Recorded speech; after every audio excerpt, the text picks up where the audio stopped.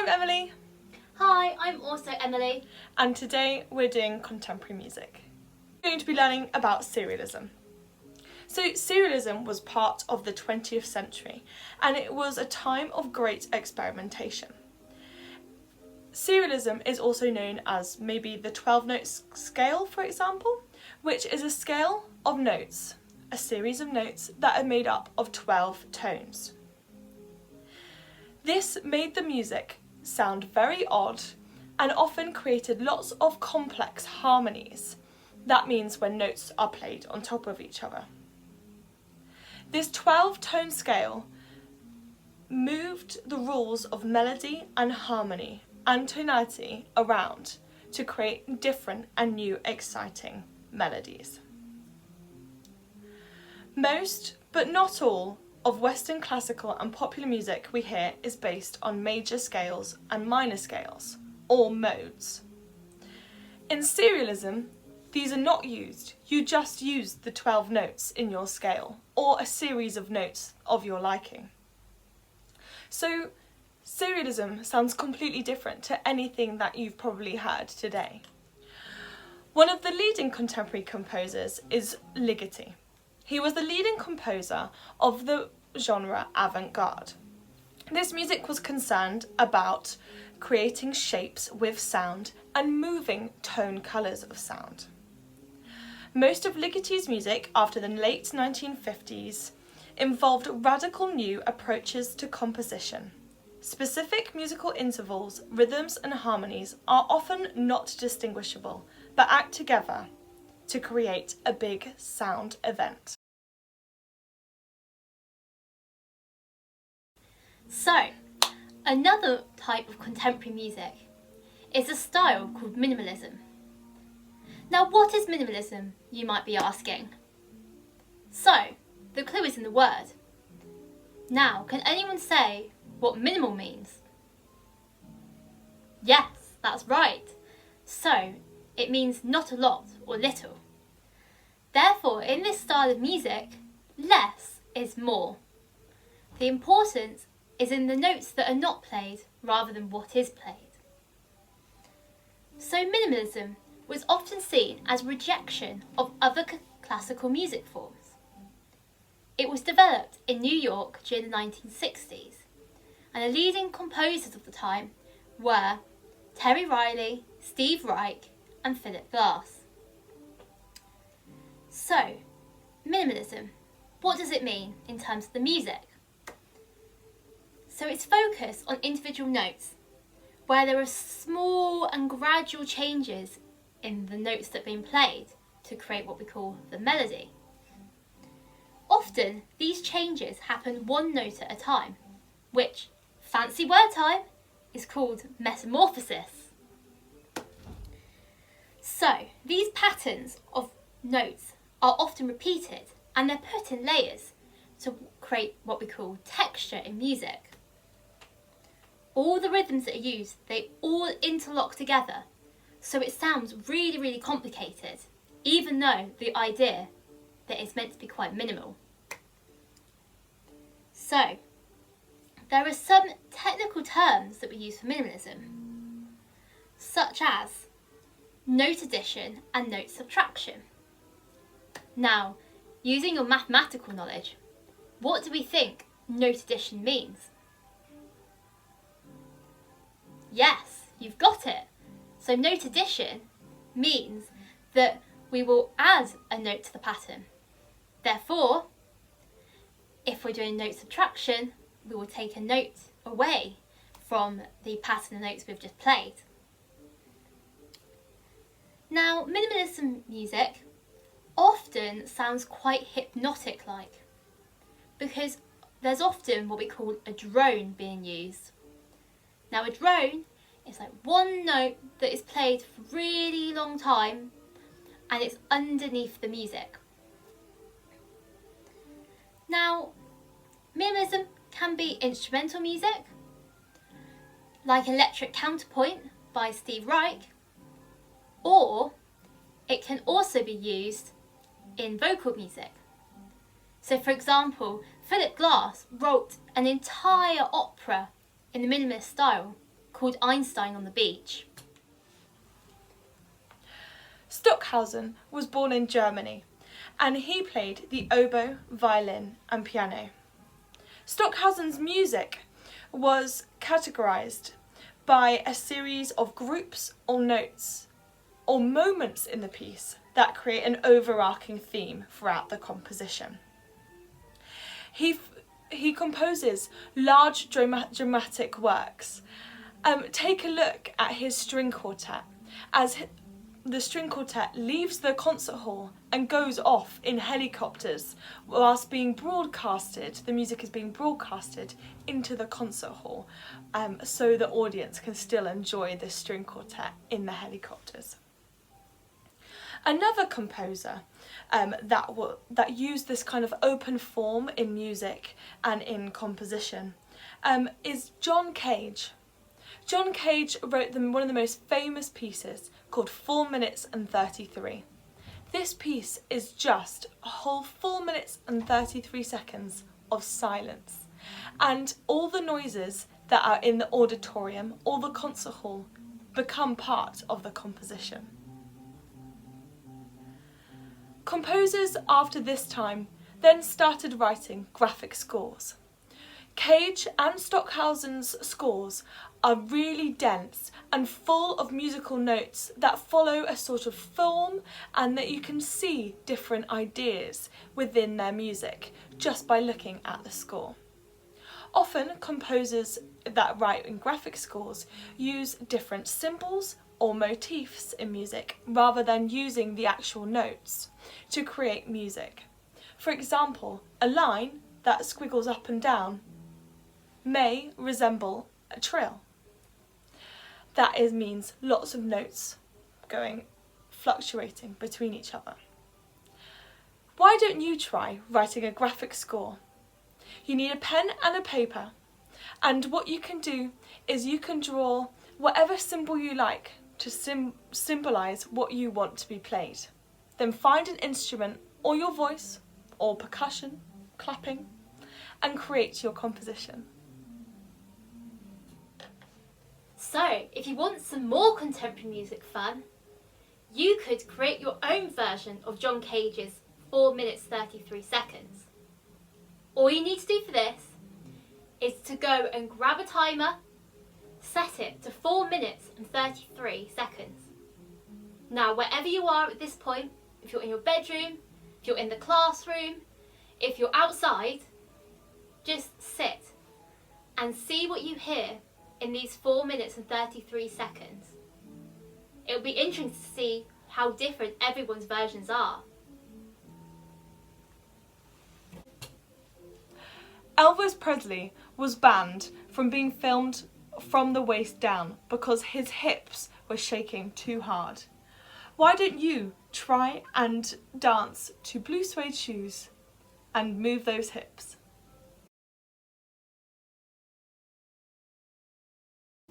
During the 1970s and the 1980s, lots of new music genres were becoming really popular, such as folk rock, which was acoustic with amplified sound, psychedelic rock, where experimental sounds were added to rock music, punk, ska, which is influenced by reggae from Jamaica, and these included groups like Madness, soul music, disco music.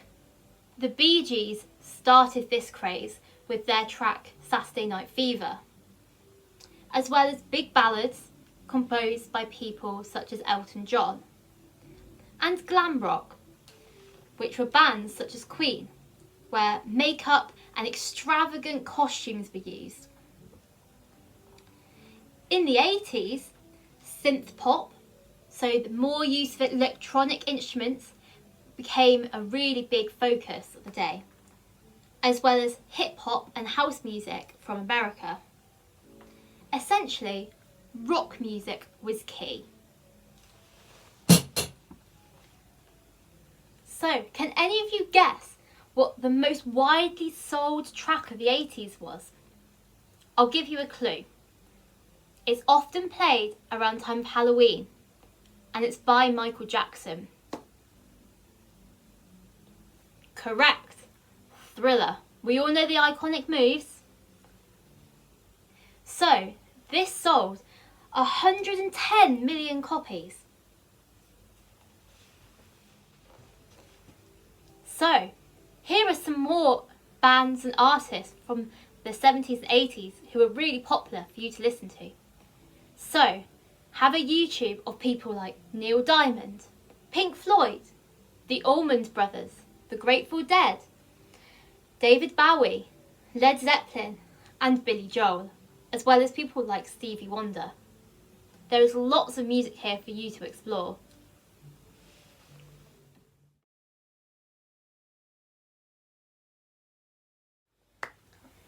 One of the most popular bands during the 70s and 80s was a group called Queen. Now, hands up if you've heard of Queen.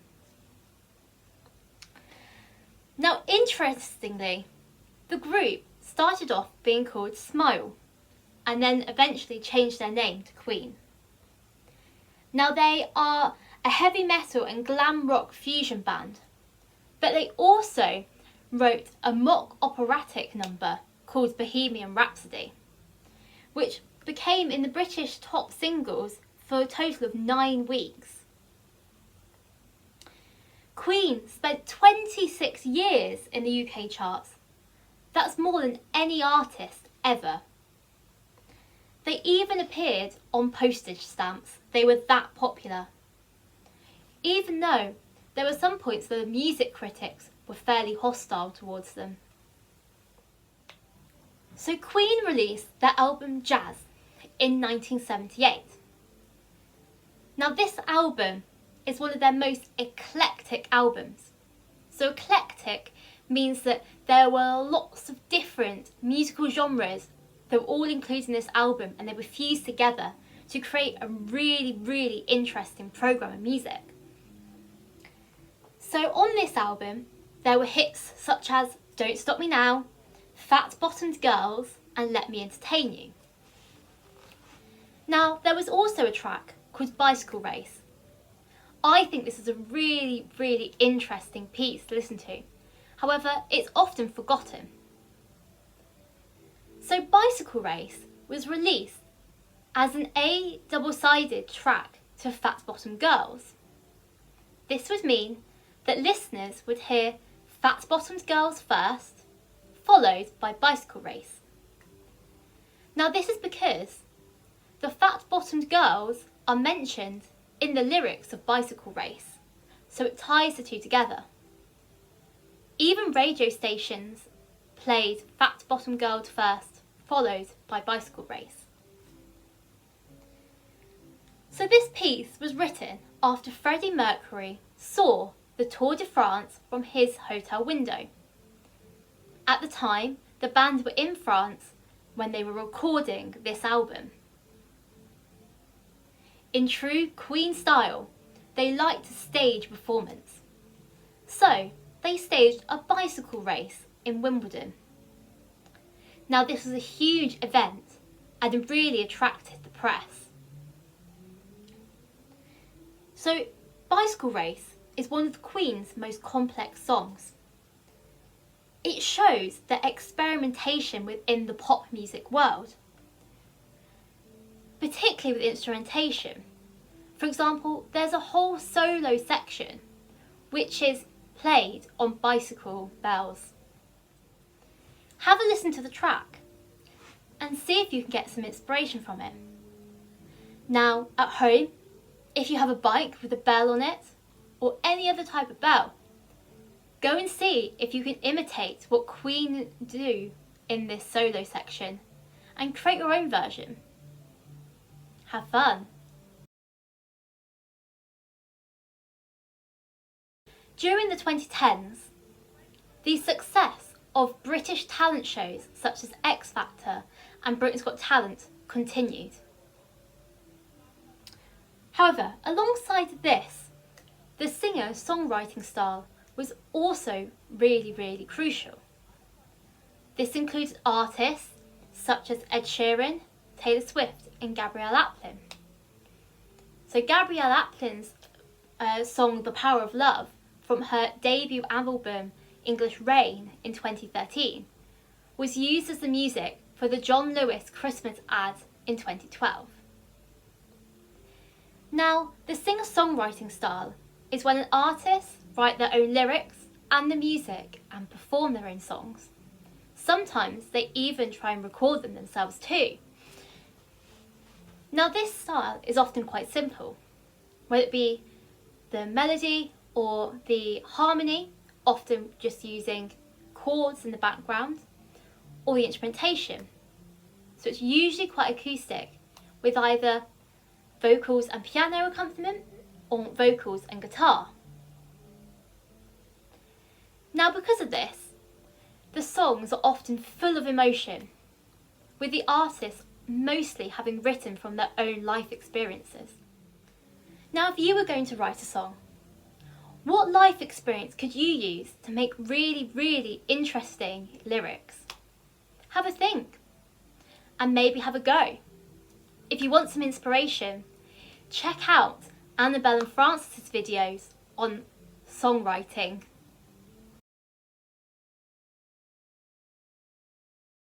Lady Gaga is one of the most famous pop singers of the 2000s and into the next decade. Her actual name is not Lady Gaga, it's Stefani Germanotta. She's an American singer-songwriter and performance artist. She was known for her flamboyant costumes. One time she dressed in a costume that was covered in meat. She often wears funny headgear with short, jagged, pointy headbands to maybe create a statement about her. She's achieved popular success with her songs, such as Just Dance, Poker Face and Bad Romance. She has currently just released a film and one of the songs from that film is Shallow. She also performed in this film. It just shows that music is not just for the music industry. It also goes into the film industry as well.